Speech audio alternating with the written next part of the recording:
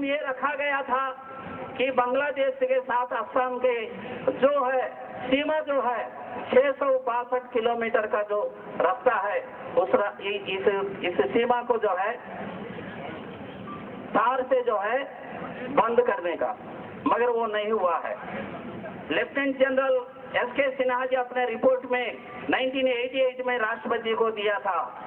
Website में ये प्राप्त है, सब लोग इसमें देख सकते हैं वहां की परिस्थिति के संदर्भ में।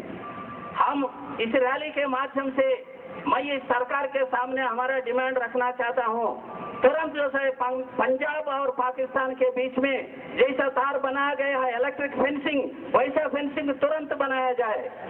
और दूसरा है 1950 से अभी तक असम में नेशनल रजिस्टर ऑफ सिटीजन्स को अपडेट नहीं किया है, उसको तुरंत अपडेट करके बांग्लादेशी घुसपैठियों को उनको डी वोटर्स के नाम से, डाउटफुल वोटर्स के नाम से एक जगह में उनको रखकर, जैसा भारत के पार्टीशन के समय में, विभाजन के समय में पाक आक्रांत कश्मीर से जो 60,000 से ज्यादा लोग जो आए थे, हिंदू और सिख आए थे, उन लोगों को आज भी कश्मीर में डी वोटर्स के नाम से एक जगह में रखा है, स्टेटलेस सिटीजन्स के नाम से।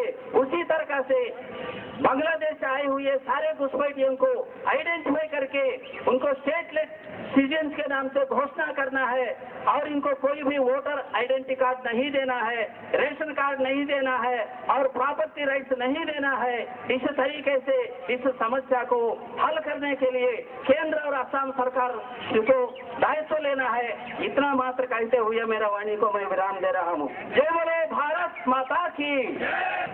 बंधुओं, शांति और सद्भाव के लिए यह जो शांतिपूर्ण अपनी जुलूस निकली है, इसमें शांतिपूर्ण ढंग से आप सबने इतनी बड़ी संख्या में भाग लिया, आप सभी को बधाई है। जुलूस के नाम पर जिस प्रकार के घटनाएं पिछले दिनों मुंबई में, रांची में, लखनऊ में हुए हैं, ये हमने देखा है। वास्तव में इस प्रकार की जो हिंसा हुई है, उसी के कारण आज देश में विशेषकर पूर्वोत्तर के बच्चों के दिल में एक डर का माहौल निर्माण हो गया है। इस डर के माहौल के पीछे देश की हो रही कुछ घटनाएं और जिस प्रकार के कुछ उग्र भाषण इधर उधर दिए जा रहे हैं, वे भी है।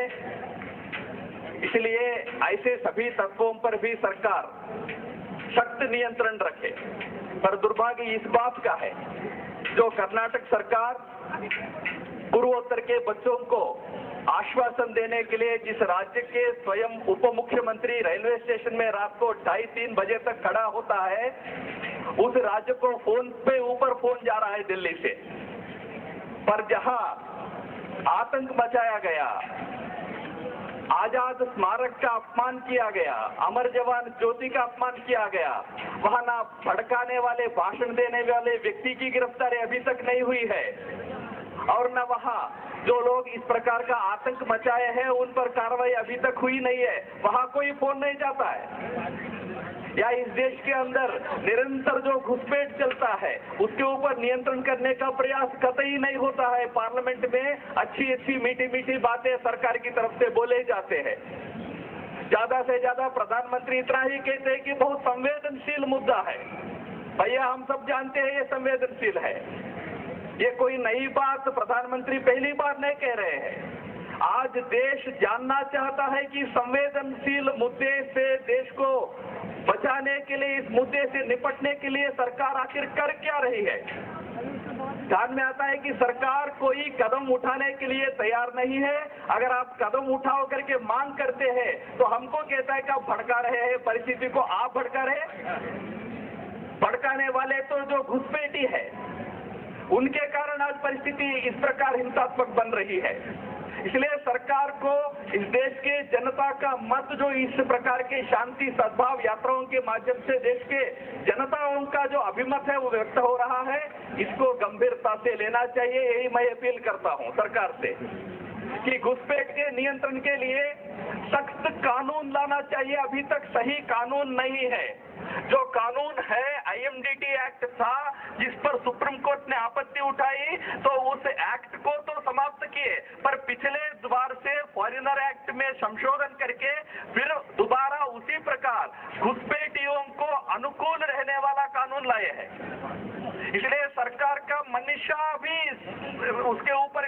का संशय है। जैसा बताया गया, जो घुसपैठी आते हैं उनको अपना वोट बैंक के रूप में परिवर्तित करके उनके द्वारा राजनीति चलाने का प्रयास देश में हो रहा है। और असम की स्थिति तो यह है, तो वहां एक घुसपैठियों का ही राजनीतिक दल है और आज वहां घुसपैठी आज नहीं तो कल कभी एमएलए बन जाएंगे, कभी मंत्री बन जाएंगे और असम का मुख्यमंत्री कोई बांग्लादेशी नागरिक होगा। ऐसी भी स्थिति आएगी तो आश्चर्य नहीं है। मित्रों, समस्या इतनी गंभीर है, पार्लियामेंट में अच्छी अच्छी बातें बोलना पर्याप्त नहीं है। और आज देश सरकार से आग्रह करता है कि भैया कदम उठाओ, सख्त कदम उठाओ। सेना है, बीएसएफ है, सरहद को सील करो और बांग्लादेश की सरकार से भी बात करो, उनको भी कहो कि इस प्रकार घुसपैठी को निरंतर प्रोत्साहन देना, लोगों को भारत के अंदर घुसपैठ करने के लिए प्रोत्साहित करना और ऊपर से कहना कि हमारे नागरिक नहीं है क्योंकि उनके पास आपका रेशन कार्ड है। रेशन कार्ड तो हमारे देश में दिलाने वाले छोटे से बड़े तक बहुत नेता हो गए हैं, पर इसको बहाना बनाकर बांग्लादेशी सरकार जो कर रही है उसके विषय में बांग्लादेशी सरकार से भी भारत सरकार की बात हो। दुर्भाग्य से सरकार की बांग्लादेश के साथ अनेक बार वार्ता होती है, पर एक बार भी घुसपैठ के विषय में सरकार बांग्लादेश से बात करने का हिम्मत नहीं रखती है।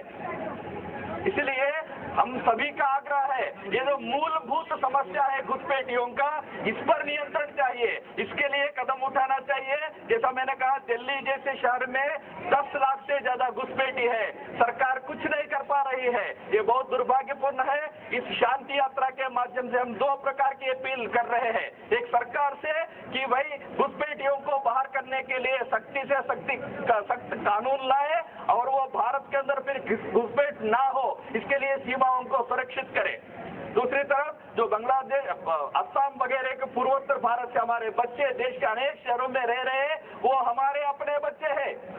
इनकी सुरक्षा के लिए पूर्ण जिम्मेदारी हम सबको भी उठाना चाहिए और राज्यों के जहां जहां वो लोग रह रहे हैं उन राज्यों के सरकारों के ऊपर भी है, राज्य सरकारें उनकी सुरक्षा के पूरे इंतजाम करें और वहां जहां भी बच्चे हैं उनको कोई भी समस्या है तो वो सरकारों से भी मांग करे और साथ साथ वहां संघ, बीजेपी, विद्यार्थी परिषद जैसे संगठन जो अभी इनकी सुरक्षा के लिए आगे आए हैं उनके पास भी जाए। हम सब मिलकर उन पूर्वोत्तर के बच्चों को फिर वापस भागने की जो परिस्थिति है उससे उनको वापस लाए, उनको बताए कि हम उनके साथ है। इस उद्देश्य से यात्रा चली है। देश के अनेक शहरों में इस प्रकार लोग आज प्रदर्शन कर रहे हैं। उन सभी देशवासियों की अभिमत को हम सरकार को आह्वान करते हैं कि सही ढंग से उसको स्वीकार करे। ये कोई किसी को भड़काने का या किसी मुद्दे को दूसरे ढंग से पेश करने का प्रयास नहीं है, बल्कि मुद्दा का असली चित्ता देश के सामने रखने का प्रयास है। आज जब इस प्रकार प्रयास हो रहा हो तो कुछ मीडिया के बंधुओं को भी कुछ कष्ट लग रहा है, कह रहे हैं कि सोशल मीडिया में बहुत बड़ा खराब चीज हो रहा है। अभी तक खराब चीज करने का अधिकार केवल मुख्य मीडिया को ही था। अब थोड़ा सोशल मीडिया में कोई लिख रहे हैं तो सोशल मीडिया के ऊपर पूरा जिम्मेदारी थोपने का प्रयास हो रहा है। सब लोग अपना जिम्मेदारी समझे, मुख्य मीडिया भी समझे, सोशल मीडिया भी समझे। हम सब मिलकर देश में शांति बहाल करने का, सद्भाव निर्माण करने का प्रयास करें। साथ ही साथ बांग्लादेशी घुसपैठ जैसा बहुत गंभीर समस्या के बारे में जनता को एजुकेट भी करे, सरकार के ऊपर अच्छा दबाव भी लाए। इस दृष्टि से पूरा आंदोलन चल रहा है। आप सबको इस आंदोलन में इतनी बड़ी संख्या में भाग लेने के लिए जो आप आए हैं, आप सबको हृदय से मैं आभार व्यक्त करता हूँ। धन्यवाद माननीय राम माधव जी। और मैं राष्ट्रीय चेतना मंच के द्वारा आयोजित इस संक्षिप्त संदेश, शांतिपूर्ण संदेश यात्रा के समापन की घोषणा करता हूं और आभार प्रकट करता हूं आप सब बंधुओं का जो अपना कीमती समय निकालकर यहां आए। मैं अपनी बहनों का भी विशेष रूप से आभार प्रकट करता हूं जिन्होंने कामकाज के दिन भी समय निकाल करके यहां अपनी उपस्थिति, अपना समर्थन दर्ज कराया। मैं आभार प्रकट करता हूं।